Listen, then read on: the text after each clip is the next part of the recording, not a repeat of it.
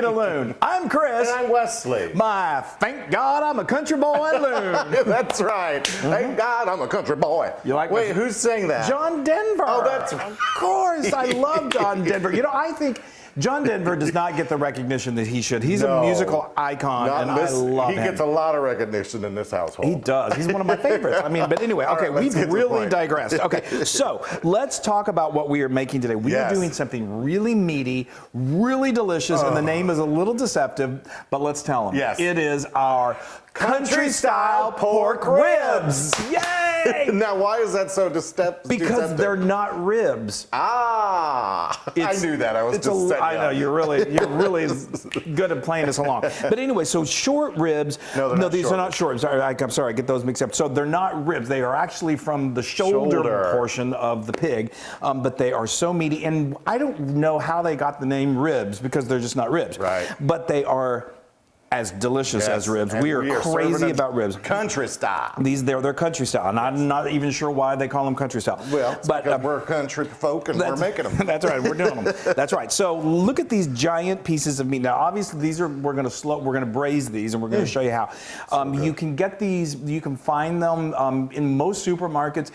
I got these from our butcher. We love our butcher, and this is a big cut of meat. They're often not quite this large. That's why we love our butcher, because he gives us a lot of meat. But anyway, you can also get them bone-in or boneless. I say get them bone-in because bone always is going to add more flavor, a depth of flavor.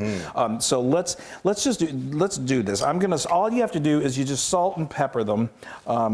You've already done those. Right I've already done these right here, okay. and you see they even kind of open it up a little bit, and you see that bone right there. That is so interesting. I know. I still don't know where they got the name. I'm sure if there's someone out there probably knows, and you can let us all know. Okay. Yes. But anyway, okay. So that's all there is to it. All you do, it's a super seasoning of salt and pepper. So now let's just add these into this. Scoot those over here to our big roasting pan. You're going to want to get a nice size roasting pan, especially when you got ribs the size of Maine. Yes, look at those bad boys. I know. And typically a short rib. 2 short ribs usually is a good portion for an individual serving. These are so enormous gigantic. That could be like 8 people. Cut that in half. Or, I mean, double it. I know. Well, we don't have a problem eating them. Now, like I said, what we're going to do is we're going to braise these. Can I put this water in here and mix it together? You can. Okay. So what I do is a combination of water and apple cider vinegar. All of the water? Yes. So it varies because you want the liquid to go up about a half an inch around the ribs. So you're going to have. It depends on the size of your roasting pan. So just kind of eyeball it. But typically I typically do a little more apple cider vinegar than I do water. So I did about 2 cups of apple cider vinegar, about 1.25 cups of. How's that? Of water. So now, Wesley, would you go over there and grab the foil? We forgot to grab the foil. Oh, we're foiled again. So what we've got our oven set to 300 degrees Fahrenheit, and you're going to get some nice large foil like this, you're going to cover it. And what that's going to do is just going to steam, and it's going to make those steam heat. It's going to make those ribs just super, super tender, and they're going to go in the oven for 2 hours. Yes. And then we're going to come back and we're going to make a sauce that's going to put them over the top crazy. And the smell in this house will just start to just get amazing. It's ridiculous. All right. So those are going to go. And I'd also like to say, now make sure I just got to reiterate that these are not spare ribs. These are not pork baby back ribs, because if you use this method for those, they're not going to turn out good. So people make that mistake all the time. So those are going to go in the oven for a couple hours, and then we're going to make a sauce. Yay! Oh my gosh, the smell. It smells like a country style heaven. Yeah. Country style heaven. That's right. Okay, yeah. So all right, let's tell everyone where we've gotten so far. So we'll get to those in just a moment. So we've slowly cooked those. They are tender, but we need to really amp up the flavor now. Yes. So that's bring in the sauce, baby. So this is just, you get a medium sized saucepan like this, and then you're going to add 1.25 cups over a pretty high heat, because we're going to bring this to a boil. So you're going to do 1.25 cups of apple cider vinegar. We're keeping with that apple cider vinegar theme.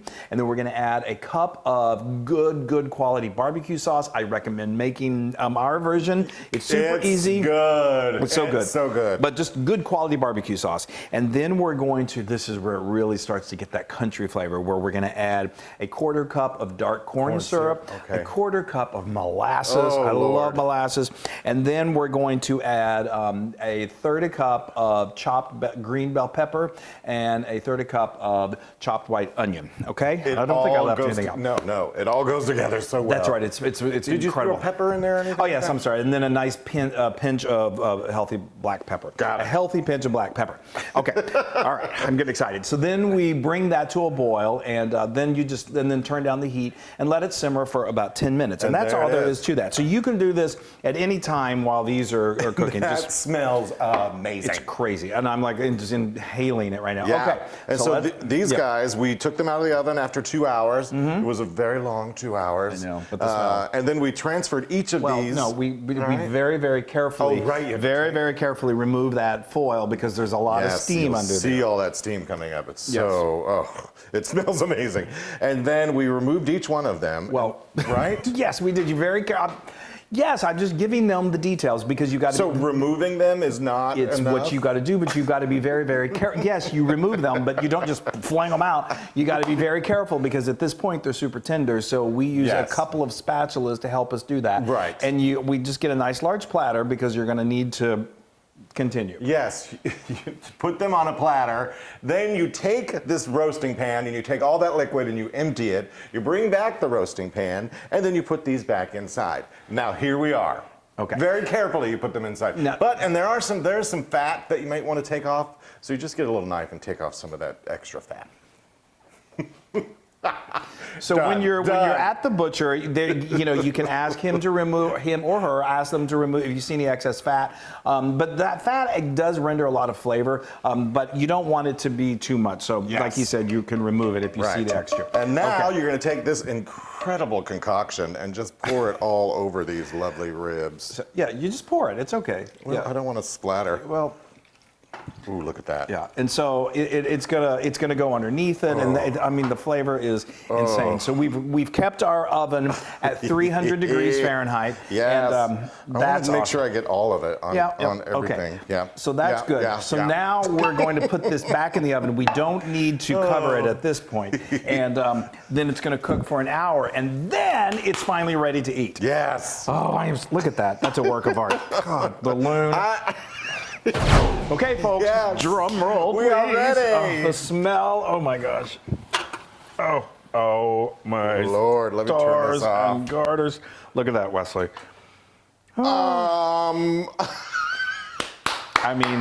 It speaks for itself. That looks wonderful. That is all right. crazy. You know what? Let's get to it. Let's do it. Let's get this on, baby. Here now, put it on a little angle so they all fit on here. Okay.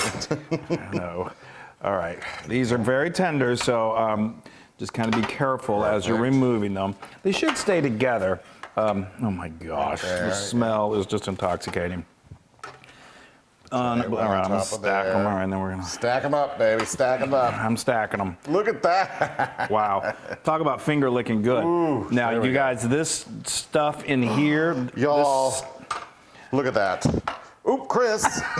Here, let me help this. Let me get this back on. He said, let's use this tiny platter. Oh, it was silly. Here we go. Okay, now I'm going to need your help here, Wesley. Yeah. Hold on, I'm trying to. It's okay. There we go. All right, now you definitely are going to want to save this sauce because it's so good. Yeah. Just pour it right in there, just straight from the pan. It doesn't need to be strained. You want all that incredible deliciousness. All right. That's good. Okay. Look. All right. Okay, so now these, made a little bit of mess there, but that's okay. Yeah, that's okay. They're messy. Well, all right, let's do this. Yeah, I would recommend getting a nice large platter when you do these. Okay, so now these just beg for homemade mashed potatoes. So of course we had to whip up a batch of mashed potatoes. All right, hold on. So while you're doing that, I'm gonna get this ready so we can plate. There we go. I'll just set this sort of like right. Oh. Wow. Brontosaurus. Might as well use all of these potatoes. See, now if you have smaller ones, then 2 would be good, but these certainly one rib will feed easily. Yes. Feed I am like beside myself. All right, so here you go. Let's put this over here. But now we got to finish it off. Hold on, I'm just going to make a really good picture before I make it even more beautiful. Yes. Okay. Now, pour it on, pass this at the table. Pour it on. This is the good stuff. Look at all the gravy.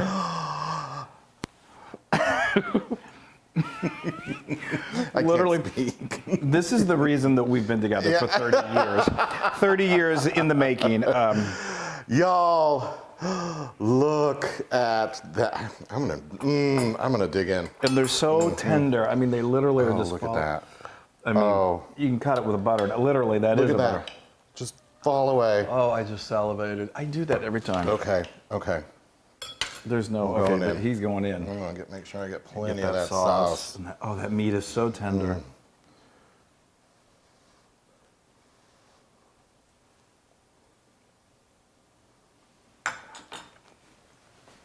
Could you taste it? I could almost taste it. I know you can taste it. All right, talk to us, Loon. What are you tasting?